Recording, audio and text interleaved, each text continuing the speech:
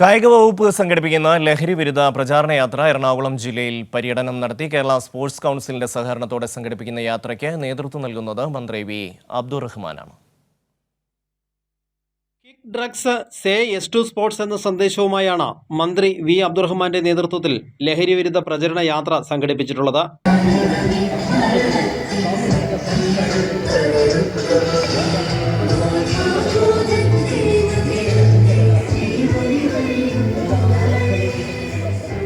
കോതമംഗലത്തു നിന്നും മിനി മാരത്തോണോടെ സന്ദേശയാത്ര എറണാകുളം ജില്ലയിലെ പര്യടനം ആരംഭിച്ചു. തുടർന്ന് നടന്ന വാക്കത്തോണിൽ ജനപ്രതിനിധികളും കായിക താരങ്ങളും സ്കൂൾ കോളേജ് വിദ്യാർത്ഥികളും അധ്യാപകരും സാമൂഹിക സാംസ്കാരിക രംഗത്തെ പ്രമുഖരും പങ്കുചേർന്നു.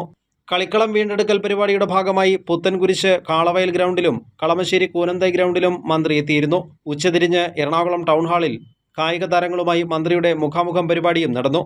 വൈകിട്ട് മറൈൻ ഡ്രൈവിൽ നിന്നും ആരംഭിച്ച ഘോഷയാത്രയുടെ ലഹരി വിരുദ്ധ യാത്രയുടെ എറണാകുളം ജില്ലയിലെ പര്യടനത്തിന് സമാപനമായി. കൈരളി ന്യൂസ്, കൊച്ചി.